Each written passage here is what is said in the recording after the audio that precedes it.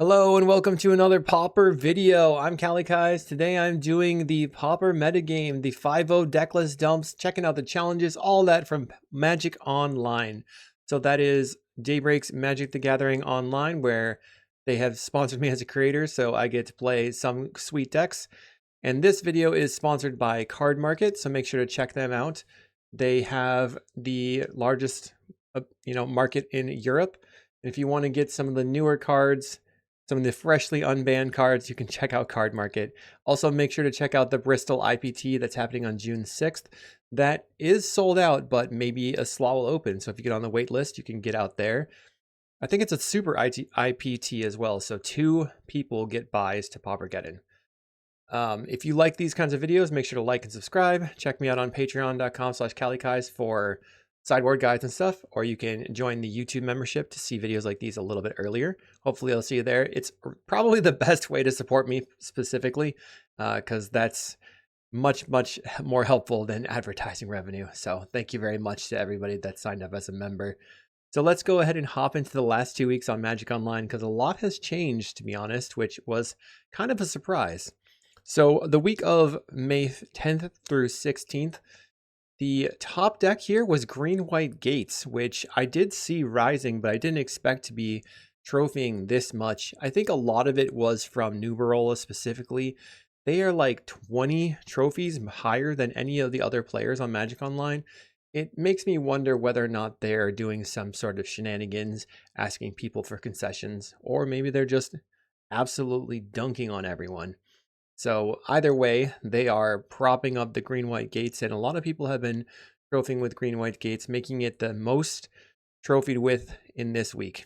Second place was Mono Red Madness, then Mono Blue Terror, then Boros Tribe. It's cool to see that Boros Tribe is cementing itself in the metagame. It was getting like 3 trophies a day most of the days, very, very strong.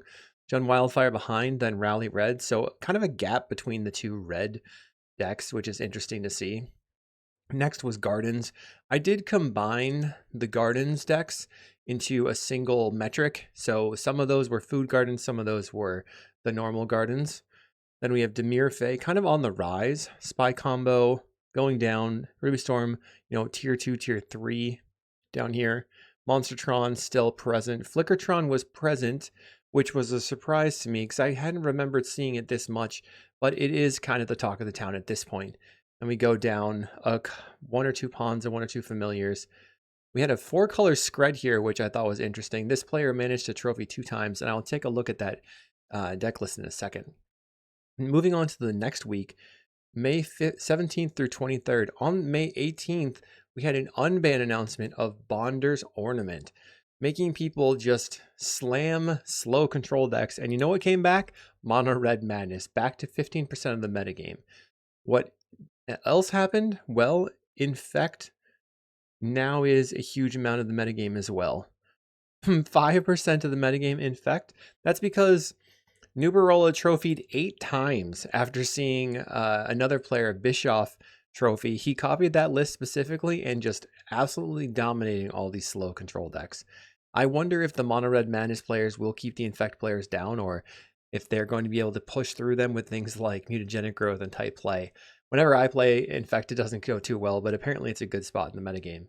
So we have Mono Red Madness on first, then second, Dimir Fae, then Rally Red, Jun Wildfire, Green-White Gates. You'll notice that any sort of terror here is not in the top, moving down to 3.3% of the metagame for the most played, or the most 5-0'd with deck.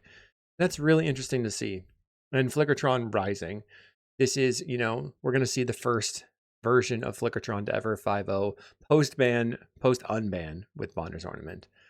We'll see. So Elves here is way down in the metagame. A few weeks ago, I thought that Elves was way up there, but I guess it's just not been a force for a while. I'm probably just remembering poorly. Yep. Okay. A little bit of spicy lists are coming up. Ooh, Ruby Storm and Infect are apparently fighting for who wants to interact the least. That's funny to me. All right, let's go ahead and hop into the deck lists. So the first deck list I wanted to take a look at was a Black-White Blade by Sateshock, I guess, or Sateshock, not sure. So the interesting thing about this list And I think Lost and Kata was the first one to do this.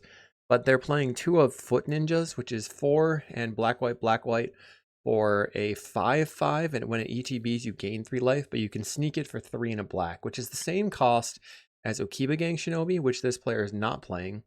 And then they can pick up their refurbished Familiar or their Leonardo or this Orokusai. And a 5/5 is just huge in the format. So that makes a lot of sense. It's kind of sweet to see. The next list, this is a Tron 5/0 from Aishinez. I think this player was the one that managed to top 4 the RCQ. They're playing 3 Gutshot. That's interesting, maybe for fairies and elves. They're playing Summon Fat Chocobo in the main deck. This is a big old creature that gives other creatures trample. And trample is really good when you have these giant creatures that don't have trample, like Maelstrom Colossus, or the Bramblewort, Boulder Branch, or Genercent, or the Pinnacle Killship even. They started playing Barrels of Blasting Jelly in the main deck. This card has impressed me quite a bit. The one to add 1 mana of any color, activate only once each turn, is not terrible because you're playing a solid amount of instants. They've got Breath Weapon, Crop Rotation, Unfathomable Truths, and then you can activate other things as well, like Moment's Peace over here in the sideboard, maybe even Gutshot. But the other thing on it is pay 5 and blast a creature for 5. And this is not too hard to do in Tron with 1 tower and 1 mine. So just tapping 2 lands to destroy a creature is pretty good. I've been enjoying that in different versions of Tron that I've been trying to kind of work on. Moving up, we have the first 5/0 with Bonder's Ornament from All Eyes on Me, who has been playing Tron nonstop for a very, very, very long time. So yesterday, which is not on this video, we had a 5/0 from Raptor56, who has a very different version of Tron, which I might record, but we'll probably see that in an upcoming video. So All Eyes on Me is playing pretty much stock. The other thing is that he split Impulse with a Visionary's Dance, giving him card selection that's also a win condition, because this card is 7 mana to make 2 3/3 blue-red elemental creature tokens with flying.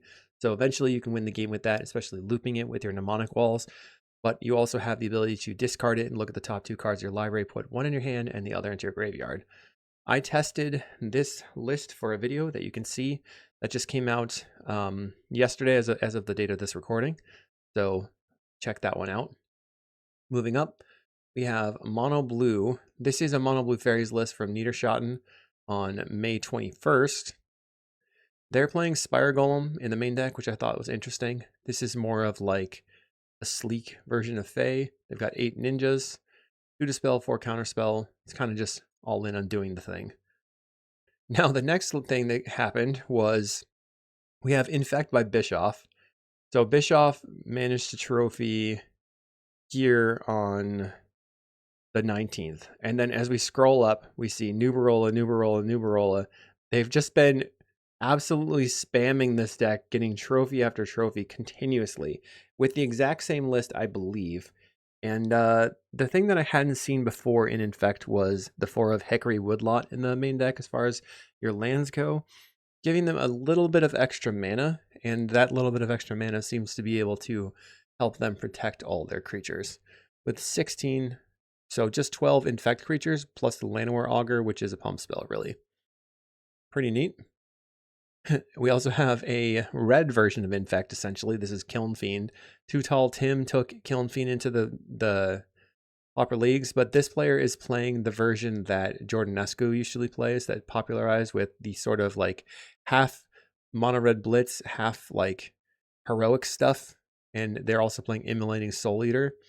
Immolating Soul Eater is pretty nuts because if you can get it out on turn 1, and this player is not playing Rite of Flame or Simian Spirit Guide, but you can use Phyrexian mana to pump it +1/+0.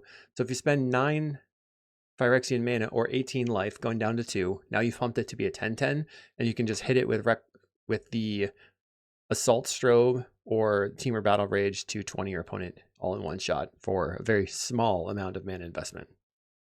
Moving up, this is a red-green tokens. It's same bogey. They managed a trophy with red-green tokens, so congrats to them. I believe we covered this version of the deck before, but It's always cool to see the red-green tokens work out. Let's see. They are not playing anything too crazy. I was just excited to check out this deck. The next list, Poison Storm. So Cosmic Charles has been on a bit of a tear playing Poison Storm. He got a couple of trophies and a 4-1, he said. Plus he has, oh, well, there's 3 trophies maybe. Yep. So, and Cosmic Charles has his own YouTube channel. Cosmic Charles is the name of the YouTube channel, and I'll link it in the description, hopefully. I believe he covered this, but this is similar to the list that Brian Cook likes to play with Manamorphose and Thirsting Roots. But Charles is playing a Merchant Scroll, which can fetch up Focus the Mind, which makes Focus the Mind into a 5-mana draw 3, and turns Merchant Scroll into a 5-mana draw 3, which is nice. And then you can also have it fetch up your Prologue, your Snap, Teach by Example to maybe get extra copies of Vivisearch's Insight or your draw 3. It's sweet. I haven't been able to make it work myself, but he seems to pilot it really well when it goes. And he was saying that he was having a good time in the metagame for it. When he was, you know, if with green, white gates is a high percentage of the metagame, if Tron is a high percentage of the metagame, maybe you can pretty much force through people with Poison Storm. So moving up, let's see, we have top 5 now. So Tron, this is piloted by Huskyman 20035, but this is the brainchild of Abyss D. They are playing a Pactol Pinger Tron deck. Actually, this is a variant of the Tron, Pactol Pinger Tron that Data Pusher created, right? So I want to give credit where credit's due. But Abyss has been moving up on this, and they're playing 4 of Barrels of Blasting Jelly, a couple of Sewer Valence Cam, which is interaction plus card draw. They've got Black Mage's Rod plus Pactol Terror and Mycelian Elder, so 10 threats. And then they're playing Ghostly Flickers. You can reset your Black Mage's Rods with the Ghostly Flickers, and then you can also Ghostly Flicker perhaps your Bajuka Bog that you fetched up with your crop rotation, or torch people out. It's a pretty neat deck. I tried to make an eggs version of this that did not go very well, so stick to the basics if you want to try out something like this. It is really sweet. Moving up, this is 4 color control from Kolitao. I don't know, Kolitao.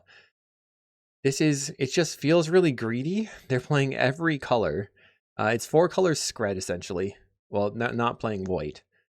So they've got the Screds, Lightning Bolt, some number of Snuff Outs, Fire Ice, and they are not using Wildfire to get this done. Rather, they're relying on Lorien Revealed plus a Generous Ent and a Troll. So 6 land fetches. They're playing 4 of Volatile Fjord, an Ice Tunnel, a Highland Forest, a Rimewood Falls, and a Woodland Chasm. Interesting. So it seems like they have their mana base pretty well figured out.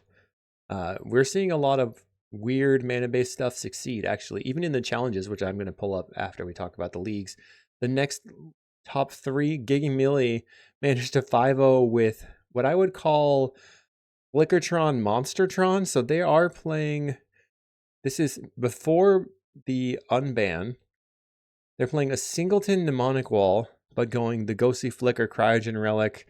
They can loop, I guess. I don't think you can loop other stuff, but they can flicker things like Bramble Worm or the Mole Drifter. Wonder if, oh wow, they can even flicker the Kill Ship. That's pretty fun. A lot of things going on here. This is just like a list where you look at it, you're like, I don't know actually what's happening, but I'm here for it. I am definitely here for it. Congrats to Gigi Mealy. So the top 2 here, they were hard for me to figure out, but I ordered it, as you're going to see, and I want you to let me know in the comments if you think I did it correctly. So top 2 Spice. Kuldotha Red managed to trophy in 2026 with Presence of God. Amazing. Absolutely amazing. Putting it into Naya Gates deck. Basically the same as the Naya Kaz Gate, where they're using Rumble, Pursue the Past, Prismatic Strands, Bitter Reunion. Bitter Reunion is sweet because it gives your creature haste, and then you can make your Midnight Guard have haste, put the Presence of God on it, make infinite creatures, infinite life with Lunarch Veteran. They are not playing a pinger in the main deck. It doesn't seem like there's a pinger at all. So in the new metagame with Fogtron being a deck, maybe you want a pinger to be able to kill your opponent in instant speed. Maybe that would be something like the Malevolent Gatekeeper, or the 2 in a red for a 2/3 with an Unearth ability, and it has the ETB ping like Impact Tremors. So top spice for me. Maybe it's not for you, but let me know. This is a blue-green fog deck, right? It's just blue-green fog. Oh, wait, no, it's not. It's got Urza's Mine, Urza's Power Plant, and Urza's Tower. They played blue-green Turbo Fog Tron, which is hilarious to me. And they just ported it directly by manipulating the mana base. They have 2 Energy Refractor, which makes sense. You can filter your lands to make your Stream of Thought work. And then the rest of the deck is Map, Prism, Ornament. Just draw cards, stall your opponent. 4 of Mystical Teachings, which is sick. That is a really good reason to be playing Tron. If you're playing the regular blue-green deck, you don't have the ability to spend all this mana tutoring things out, but now you've got a toolbox, which is huge. Sideboard, Murmuring Mystic as a juke. Mystic Remora to try to go make your opponent suffer. This would be pretty good into like maybe mono red madness where they're spell slinging and you just draw into your blue blasts. The thing that's always the roughest for Tron is trying to get your mana online, so I'd be interested to know how that went for them specifically. I love that they have like the one of Unfathomable Truths and then they just loop it with the Stream of Thought and then just get it again with the Mystical Teachings over and over, plus the Weather Storms. This seems like it goes hard. So let me know. Do you think that Tron Turbo Fog or Naya Gates with Presence of Gone is the spiciest list? So the next thing, we did not get Kirblinxy's recaps for the Pauper Challenges, so I'll just take us through it. There's a little bit of spice, which I'm excited about. The Pauper Challenge on May 21st, that was a Thursday, won by Mono Red Madness. Second place, Rakdos Madness. Third place, we see a Grixis deck. Interesting. Sixth place, Turbo Fog. Interesting. Moving down, I think we had a spicy one down here. No, looks like no. I was completely hallucinating. That must be on a different day. Oh, in 13th place, we have Eggstron from Birbman. I believe this run is on YouTube, so I'll try to link that as well. But let's look at Adeptoterra's Turbo Fog. Oh, it's a 93 card deck. He's got 78 cards in the main deck with 4 Bonder's Ornament. That's a statement. I never thought that we would see the day where 100 card teachings came back, but here we are. Spore Cloud, he has so many cards in his deck, he has to play crazy things like Spore Cloud as a fog, so he makes sure he has the density of fogs. Awesome. This blue, black, red deck is a Piricini special. It's looking like Affinity as we go down with Krark-Clan Shaman, Pact Altair, Refurbished Familiar, and Neutron Monitor, and then I see a Cleansing Wildfire. So it's sort of just a Grixis mid-range, trying to do the Affinity thing and kill your opponent with Pact Altairs at some point. Pretty sweet. On Friday, won by Noob playing Golgari Garden. Second place, Jund Wildfire. Hopefully, I would imagine these players split if they could, because that would have been a 4-hour match. Looks like Red Madness, then Mono Blue Fairies from Niederschatten. Very, very strong player. Boreal's Tribe in 6th Spy, then Terror, then Mono Red Rally. We see a White Red in 12th, which was actually just the mono. Oh, wow, this is neat. So this is the mono white weenie deck, the artifact-based white weenie that just spews out their stuff, but they're playing 4 Galvanic Blasts and 4 Lightning Bolts in the main deck. Yeah, that's pretty cool. That's a lot of power that people are probably not expecting. They have Holdout Settlement as their only way of getting red, though. So, oh, and Mardu Devotee. So they have 8 red sources. Pretty interesting. Let's see. Oh, yes, 4-color Ephemerate. So Daifuku, they were able to come in 19th with a 4-color Ephemerate, which I thought was like the 4-color Scred, but it kind of is, except they're not playing the green package. Instead, they're playing white for 4 Ephemerate. Ethereal Haze as a fog. They've got Screds in the main deck. Crypt Incursion, Unit of the Third Path, Ride's End. It looks very similar to the Jeskai Ephemerate with no wildfires. They're playing 3 Bender's Waterskin and 2 Bonder's Ornament as like color fixing, and they have the Valorian Reveal as color fixing. Bender's Waterskin, this card has impressed me because it says untap this artifact during each other player's untap step, and you can add 1 mana of any color, which allows you to kind of tap out and then on their turn untap and hold up your 2 mana counterspell or removal or whatever you need to do. So on the next day, on the 23rd, Daifuku managed to come in 3rd place with 4-color Ephemerate. So congratulations to them. That's awesome. What? Let's go down. Oh, yes. I forgot about on Friday, Hamuda. They brought their Mogwarts combo to class and managed to get posted with top 32. They will not give up the deck. I love that for them. Okay, back to Friday. Or no, Saturday. We have a pretty normal thing happening. We have Flicker Tron on 16th. Let's see if there's any weirdness. Okay, yes. All right, the secret is out. Flicker Tron, Hampoos is playing Raptor 56's list of Flicker Tron. There's no Mole Drifters. There's no Mnemonic Walls. He's playing Ardent Elementalist and Generous Ent as your threats. The main way to win the game, a big ol' Rolling Thunder. I tried this as soon as I saw it in a personal league, managing to 4-1. Very strong deck. 2 Refractor, 4 Prism, 3 Bonus Ornament. So Raptor posts on Blue Sky, and they said that they are trying to make this list so it's just better into the faster decks. Why they're playing Prohibit, not stuff like Unwind, not too much top end. Ristic Circle is a card that they like, which is pretty interesting. It's 2 white for an enchantment. You can pay 1, and then it says any player may pay 1, and if no one does, the next time a source of your choice would deal damage to you this turn, prevent that damage. So this is sort of like a circle of protection that other people can respond to. But you have way more mana because you're Tron, so things like Affinity, where they don't have enchantment hate, this just stone cold locks them out of the game. So if you can bring this in as an additional fog effect. All right, moving up. So congrats, Hampoos. That was sweet. Anything else here? I don't think so. On Sunday the 24th, won by Mono Black Sacrifice. Very nice. The metagame has been super in flux. 2nd place, a Green-White Gates. Nice. We have a Mardu in 9th. Okay, so this is very similar to the other deck playing the Galvanic Blast Lightning Bolt package. But they're playing Foul Tongue Shriek. Target opponent loses 1 life for each attacking creature you control, and you gain that much life. That's interesting. And then they have Springleaf Drum as acceleration plus the mana fixing instead of playing the Holdout Settlement, but they still have the Mardu Devotee. Pretty cool. I love that we have a new version of things. And then Birbman in 10th place, just missing on Breakers with 4-2 with Eggstron again. I wonder if there were any major... I don't see any major changes here to the deck. Yeah, you know, they're still doing it. Data Pusher in 14th with Ruby Storm. Okay.